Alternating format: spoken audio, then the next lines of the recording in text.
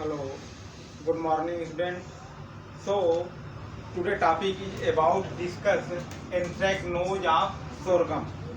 आज जो टॉपिक है एंथ्रेक्नोज ऑफ सोरगम, सोरगम पे जो डिजीज लगती है एंथ्रेक्नोज, उसी के बारे में हम चर्चा करेंगे। राइट, सबसे पहले हम देखते हैं कि डिस्ट्रीब्यूशन, यह डिजीज कहाँ कहाँ पाई जाती है। जो डिजीज जहाँ जहाँ भी पाई जाती है हर जगह डिजीज को रिपोर्ट किया गया है। The disease appear in severe form in West Africa, America, Brazil and India. यह डिजीज बहुत सारे देशों में रिपोर्ट की गई है। जहाँ जहाँ भी सोरगम की खेती होती है हर जगह इस डिजीज को रिपोर्ट किया गया है। Right, in India it is prevalent in all sorghum growing state. अपने देश में जितनी भी स्टेट हैं जैसे यूपी, एमपी, बिहार, छत्तीसगढ़, राजस्थान, जहाँ पर भी इसकी खेती की जाती है हर प्रदेश में सोरगम डिजीज या एंथ्रेक्नोज ऑफ सोरगम को रिपोर्ट किया गया है। Right, loss due to this disease range from between 41 to 60%। अगर इन्फेक्शन हो गया बड़े पैमाने पे तो 60% हो सकता है, कम से कम 41%, मतलब बिटवीन 41 to 60% के बीच में क्रॉप डैमेज होती है। राइट, तो ये रहा डिस्ट्रीब्यूशन की, जहाँ जहाँ भी खेती की जाती है हर जगह इस तरह के डिजीज को रिपोर्ट किया गया है। सिम्टम्स कैसे बनते हैं? मेन का सिम्टम्स है small circular elliptical spot develop on the lips and lip sheath. Lip and lip sheath, आपकी ये लिप दिखाई दे रही है, इस तरह लिप सीथ पे भी ये सिम्टम, इस तरह छोटे छोटे स्पॉट, सर्कुलर स्पॉट बनते हैं जैसे इस लिप पे बने हैं। और ये स्पॉट जो होते हैं, the spot are tan orange red to black purple in colour. और ये स्पॉट जो होता है पर्पल कलर के या रेड कलर के क्लियर पत्तियों के ऊपर या लिप सीथ के ऊपर दिखाई देते हैं। यही स्पॉट आपस में जब कोलैप्स कर जाए तो सिम्टम बड़े बड़े दिखाई देने लगते हैं। These spot collapse and appear in zonation form. जब ये आपस में मिल जाते हैं तो स्पॉट बड़े बड़े दिखाई देने लगते हैं। In the later stage lips में बी कम्प्लीटली ब्लाइटेड। और जब पुराना होता है या स्पॉट कई महीने को हो जाते हैं डिजीज तो पूरी पत्तियां जो होती है कम्प्लीटली ब्लाइटेड दिखाई देने लगती है। राइट, सिस्टमेटिक पोजीशन, किस सब डिवीजन का फंगस है? Kingdom fungi, phylum deuteromycota, class coelomycetes, order melanconiales, family melanconiaceae, genus colletotrichum, species graminicola. Sub division डिट्रोमाइकोटिना का फंगस है। आपने पढ़ा होंगे कि mastigomycotina, zygomycotina, ascomycotina, basidiomycotina and deuteromycotina. Mastigo, zygo, asco, basidio and deutero. तो sub division डिट्रोमाइकोटिना का fungus है। और क्लास इसका coelomycetes, order melanconiales, family melanconiaceae, genus colletotrichum, species graminicola. Causal organism, इसका जो सीओ है कोलेट्रोट्राइकम ग्रेमिनिकोला है। परफेक्ट स्टेज फंगस की ग्लोमेरुला सिंजुलाटा। क्या है? Glomerella cingulata. Nature of disease soil borne pathogen होता है और नेचर ऑफ पैथोजन पैरासाइट होता है। तो इस तरह के डिजीज जो होते हैं soil borne pathogen, primary infection take place by soil, secondary infection by air के द्वारा फैलते रहते हैं। क्रॉप डेब्रिस रहती है उसके ऊपर फंगस सर्वाइव कर जाते हैं।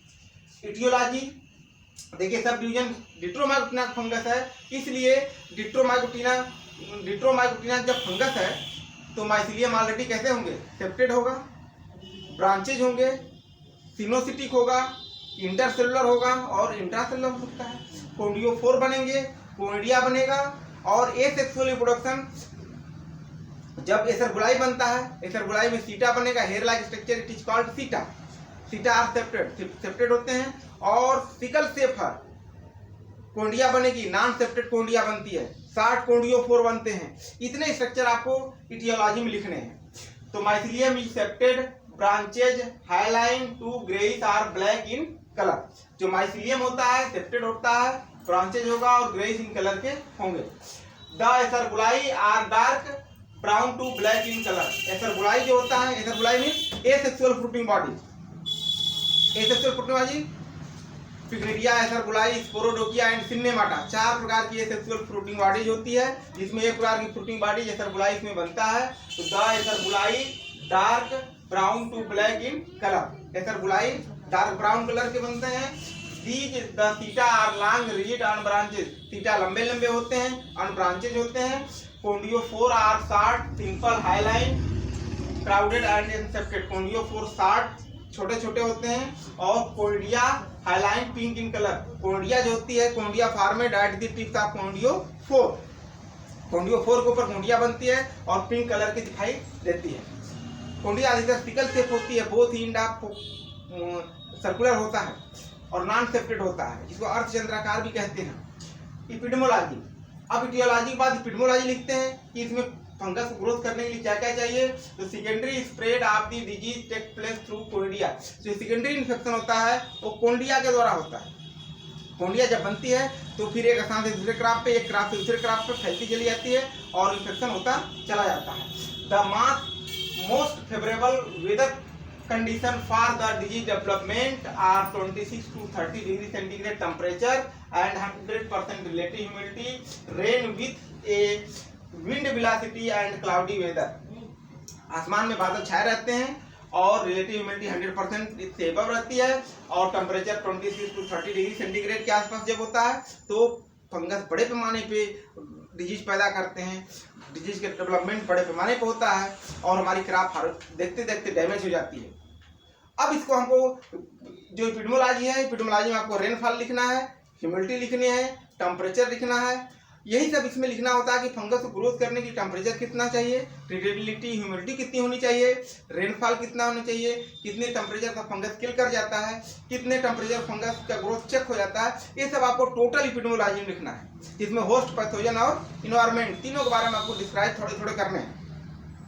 तो इस फंगस के लिए टेम्परेचर 26 to 30 डिग्री सेंटीग्रेड के आसपास होना चाहिए, रिलेटिविटी 100% के आसपास होना चाहिए और क्लाउडी वेदर, बादल छाए हों, इतने आपको लिखने हैं। मैनेजमेंट कैसे करना है। फर्स्ट पॉइंट की infected plant are collected and burn, infected plants को कलेक्ट करिए और जला दीजिए। Number 2 point, crop rotation must be follow, crop rotation अपनाइए, क्रॉप रोटेशन अपनाएंगे तो रोग की संभावना लगने की संभावना जो होती है वो कम हो जाती है। नेक्स्ट है सिलेक्शन ऑफ हेल्दी सीड, हमेशा एक अच्छे बीज का चयन करना चाहिए, स्वस्थ बीज का चयन करना चाहिए। जब अच्छा बीज रहेगा तो क्रॉप अच्छी होगी, प्रोडक्शन हाई होगा। नेक्स्ट है seed treatment with carbendazim 2 gram per KG seed before sowing, seed treatment with carbendazim, बोने के पहले सीड को ट्रीटमेंट करना है और फंजीसाइड जो है वो systemic fungicide carbendazim 2 gram per KG या सीड बिफोर सोइंग। तो इसको लिखा जाता है कि treated are seeds with carbendazim before sowing. Next है spray Dithane Z 78 2 gram per litre of water and carbendazim 1 gram per litre of water से spray कर देना चाहिए। उसके बाद अगर डिजीज दिखाई दे रही हो फील्ड में तो 2 ग्राम डाइथेन जेट 78 का स्प्रे करना चाहिए या 1 ग्राम कार्बेंडाजिम का स्प्रे करना चाहिए। 10 दिन के इंटरवल पे 2-3 स्प्रे कर देना चाहिए जिससे क्रॉप हमारी बच जाए। इस तरह बच्चों में जो आज का टॉपिक है anthracnose of sorghum sub division diplomycotinus fungus है, इसका जो पैदल ऑर्गेनिज्म होता है प्रोटोटाइकम ग्रेमिनिकोला और परफेक्ट स्टेज ग्लोमेरुला सिंजुलाटा। अगर हम परफेक्ट स्टेज पे क्लासिफिकेशन करते हैं सब डिवीजन डिप्लोमाइकोटिनस फंगस बिलोंग करने लगता है। तो हमने जो क्लास डिप्लोमाइकोटिना से बिलोंग कर रहा है प्रोटोटाइकम ग्रेमिनिकोला से क्लासिफिकेशन किया है, राइट। तो my channel is share, subscribe, like, thank you.